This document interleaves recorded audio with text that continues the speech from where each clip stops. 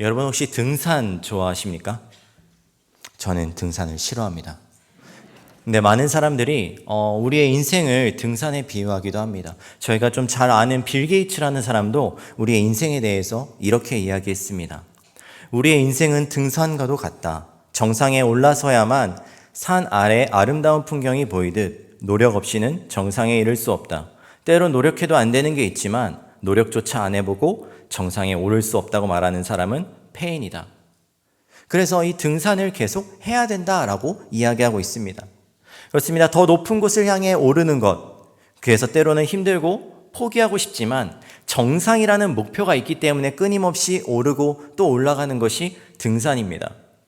우리의 인생에 있어서 산의 정상은 우리의 인생의 목표이고 또 성공의 지향점이라고도 말할 수 있을 것 같습니다. 그렇다면 만약에 이것이 우리의 성공의 지향점이라고 한다면 여러분의 형제 인생의 등산길에 어디쯤에 계십니까? 정상에 머물러 계신지요? 아니면 이미 정상을 찍고 내려오고 계신지요? 아니면 아직도 정상을 향해 계속 올라가고 계신지요? 우리는 우리의 삶은 항상 더 높은 곳을 바라보고 살아갑니다. 항상 지금에 만족하기보다는 더 높은 곳을 향하여 또 다른 목표를 세우고 계속해서 올라가려 하고 살아갑니다. 그러다 보니 때로는 오르지 못하고 또 때로는 너무나도 높아 보이는 그곳을 바라볼 때 우리는 낙심하기도 하고 때로는 강제로 하산하기도 하지만 우리는 계속 그 길을 오르기를 바라고 또 나의 자녀 또한 그 길을 나의 뒤를 이어서 계속 올라가기를 원합니다. 그렇다면 다시 한번 물어보면 여러분의 인생의 그 등산길, 그 정상에는 과연 무엇이 있으십니까? 그래서 여러분은 무엇을 바라보고 우리에게 주어진 삶을 살아가고 계십니까? 성경은 정상에 오르는 법을 알려주지 않는다고 합니다. 그 광야를 읽다라는 책을 쓴 이진희 목사님이 우리의 인생을 등산과 광야를 비교하면서 이렇게 말합니다. 정상에 오르는 법을 성경에서는 알려주지 않는다. 다만 광야길을 어떻게 무사히 걸어서 약속의 땅 가나안으로 들어갈 수 있는지에 대해서 이야기하고 있다. 성경에서의 성공은 인생의 정상의 자리가 아닌 하나님이 약속하신 땅 가나안에 들어가는 것이다. 인생을 산에 오르는 것이라 한다면 우리는 실패자일 수밖에 없다. 하지만 광야를 무사히 지나는 것이 목표라면 우리의 인생은 희망이 있다라고 이야기합니다. 그렇습니다. 성경에서 말하는 성공은 어떠한 목표점과 정상을 향해서 끊임없이 올라가는 등산과 같은 것이 아니라 하나님이 약속하시고 인도하신 그 땅으로 들어가는 것입니다. 그래서 때로는 그 땅으로 들어가기 위해서 원하지 않지만 우리는 광야의 길을 걸어가야 된다라는 것입니다. 일반적으로 말하는 광야는 끝이 보이지 않고 길도 없는 곳입니다. 민수기 20장 5절에서는 이스라엘 백성들이 광야를 말할 때 이렇게 말합니다. 파종할 곳도 없고 무화과도 포도도 석류도 마실 물도 없는 나쁜 곳이다 라고 말합니다. 그렇습니다. 광야는 있는 것보다 없는 것이 투성인 곳이 바로 광야입니다. 그렇기 때문에 그곳에서 정착할 수도 없고 늘 움직여야 되고 앞으로 나에게 어떤 일이 일어날지 예측조차 할 수 없습니다. 우리는 인생을 살아갈 때 내 생각과 내 계획대로 일이 풀리지 않을 때를 만나기도 합니다. 때로는 그와 반대로 뭔가 잘 풀리는 것 같다가 갑자기 상황이 바뀌어져서 인생이 꼬일 때가 있는 것 같습니다. 가정과 자녀, 건강과 사업, 직장의 여러 가지 문제가 찾아올 때 우리는 뭘 해도 이 문제를 해결할 수 없는 것 같고 과연 하나님이 나를 돌보시는 건가? 내가 하나님의 자녀인데 왜 나에게 이런 일들이 일어나는 건가? 라고 생각하면서 때로는 내가 지금 광야에 있는 것이 아닌가? 라고 생각해 볼 때가 있는 것 같습니다. 그런데 생각해 보면 우리의 인생 자체가 광야인 것 같습니다. 한 치 앞도 모르는 그 삶. 그래서 이 광야와 같은 삶을 살아갈 때 정도의 차이일 뿐 누구나 우리는 고난과 역경을 경험해야 하고 또 그 가운데서 좌절을 경험하기도 합니다. 하나님은 이스라엘 백성들을 가나안 땅으로 바로 들어가게 하실 수 있는 능력이 있으신 분입니다. 하지만 하나님은 그들에게 광야를 허락하셨습니다. 그렇다면 하나님은 왜 이스라엘 백성들을 광야로 보내셨을까요? 그리고 오늘날 우리에게는 왜 그 광야의 길을 걸어야만 된다고 말씀하고 있는 걸까요? 오늘 본문에서 한번 그 답을 찾아보려고 합니다. 신명기는 기억하는 것이 핵심입니다. 모세의 고별 설교이기도 한데요. 오늘 본문은 출애굽 이후 그 광야에서 태어난 이스라엘 백성들에게 하나님이 광야에서 어떻게 이스라엘 백성들을 돌보셨는지, 그리고 앞으로 하나님의 백성으로서 어떻게 살아가야 되는지를 당부하면서 쓰여지고 있습니다. 오늘 2절 말씀 같이 한번 읽어보도록 하겠습니다. 시작. 내 하나님 여호와께서 이 40년 동안에 내게 광야길을 걷게 하신 것을 기억하라. 이는 너를 낮추시며 너를 시험하사 내 마음이 어떠한지 그 명령을 지키는지 지키지 않는지 알려 하심이라. 네. 광야길을 누가 걷게 하셨는지 기억하는 것이 중요한 것 같습니다. 여러분, 여기 말씀해 보니까 누가 이 광야의 길을 걷게 하셨습니까? 하나님입니다. 이 이유 하나만으로 사실 광야는 우리에게 저주가 아니라 축복입니다. 하나님이 함께 하시기 때문입니다. 그렇다면 이 광야를 왜 걷게 하셨을까요? 우리를 절망에 빠뜨리기 위함이 아니라, 하나님은 단지 그 이스라엘 백성들을 벌하는 것만으로 끝나려고 하는 것이 아니라 이 광야라는 고난 가운데서 이스라엘 백성들이 누구를 의지해야 되는지를 오늘 말씀하는, 그런 기억하는 시간을 위해서 광야를 허락하셨습니다. 광야는 일반적으로 내가 할 수 있는 것을 다 해보고 절망 가운데 비로소 하나님을 찾는 곳이 아닙니다. 광야는 내가 할 수 있는 것이 아무것도 없기 때문에 내가 아니라 하나님을 의지하는 곳이 광야입니다. 그래서 광야는 하나님을 발견하는 것뿐만 아니라 아무것도 할 수 없는 연약한 나의 모습 또한 발견하는 곳이 광야입니다. 이스라엘 백성들을 보면 언제나 원망이 끊이지 않았습니다. 여러분, 그 이스라엘 백성들 이야기를 여러분 잘 아시죠? 출애굽 이전에 노역이 과해졌을 때, 홍해에서 애국 군대를 만났을 때 그들은 하나님을 원망했습니다.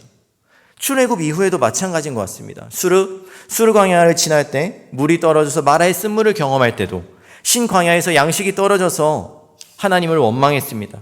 르비딤 광야를 지날 때 물이 떨어져서 또 모세와 하나님을 원망했습니다.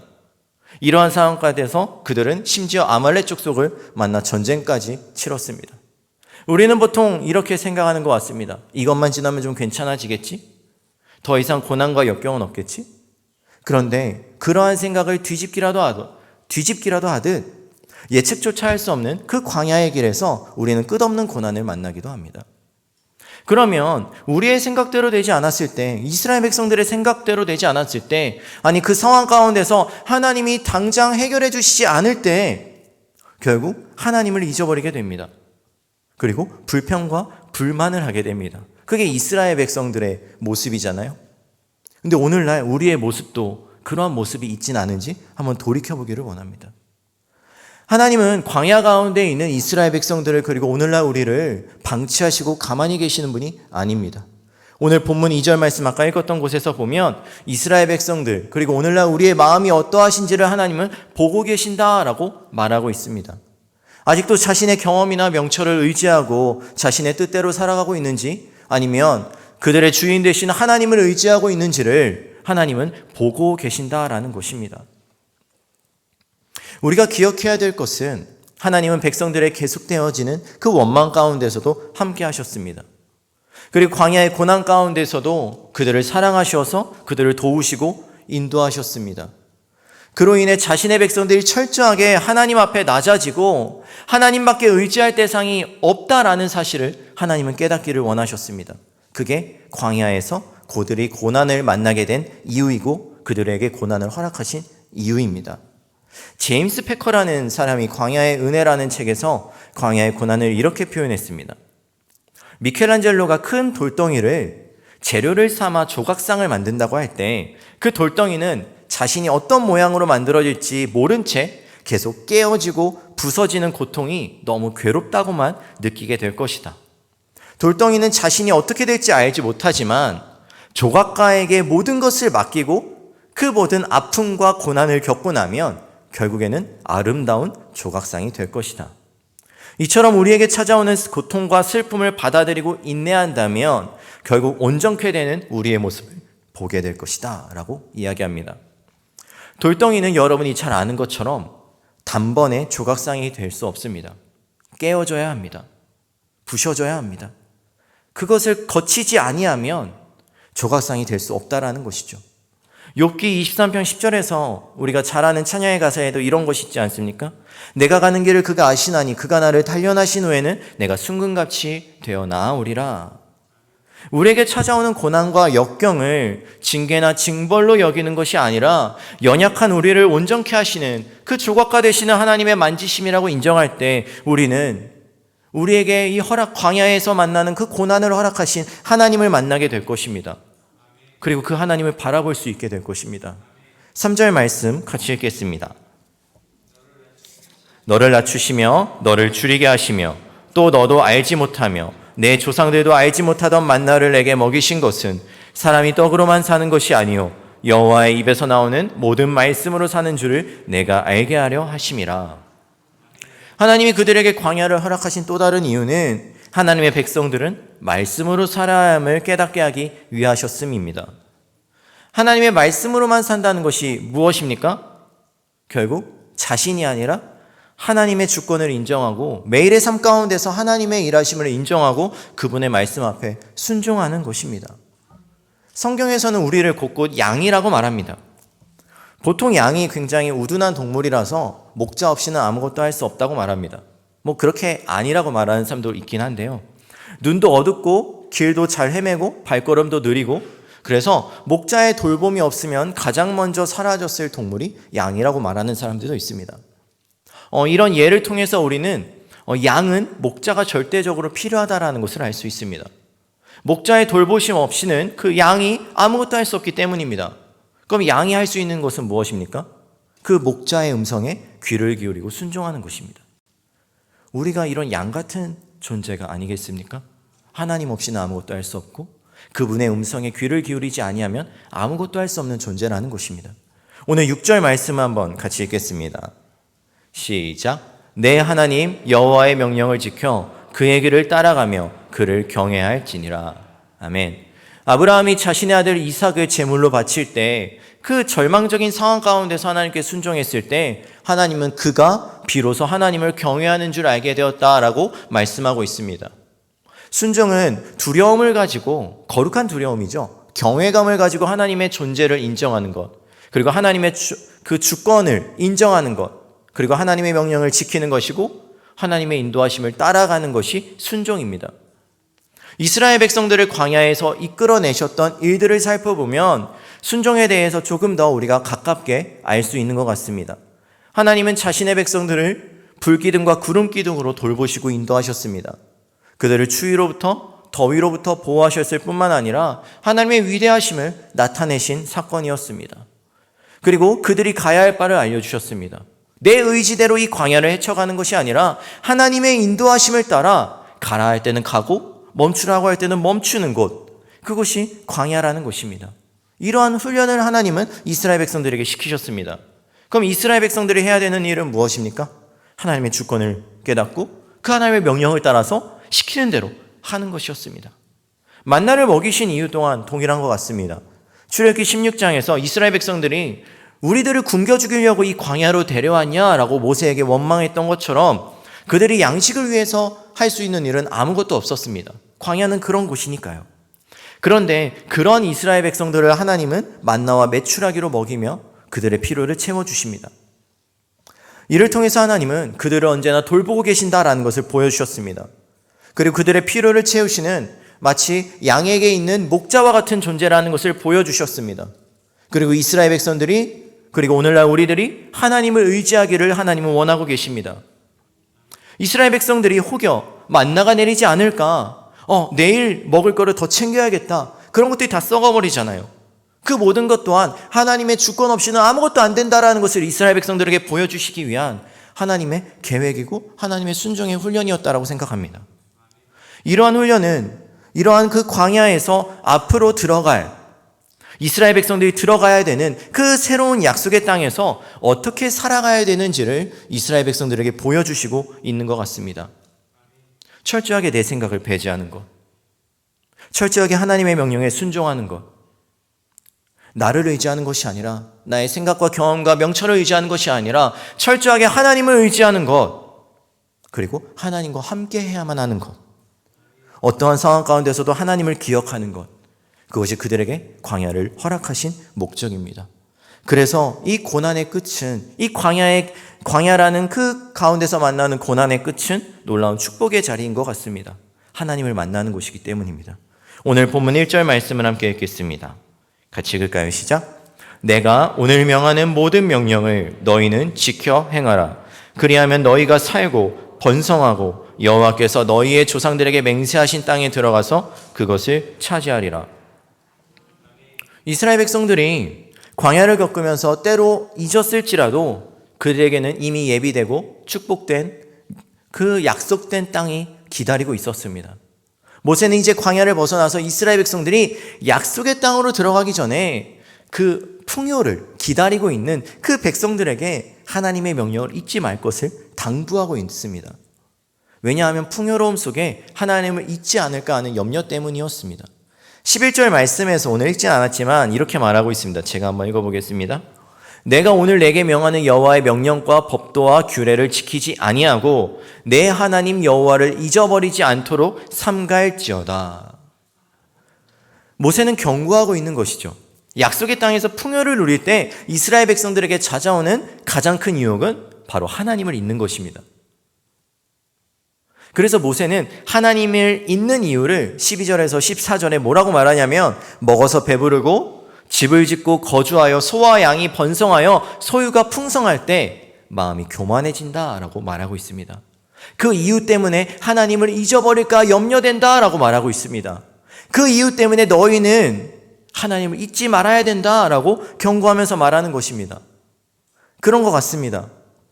분명히 채우시는 분은 하나님이신데 내 삶이 어느 순간 좀 풍요로워지고 더 이상 하나님의 은혜를 구하지 않아도 좀 살만해질 때 우리에게는 하나님을 잊어버리는 망각이 찾아오는 것 같습니다.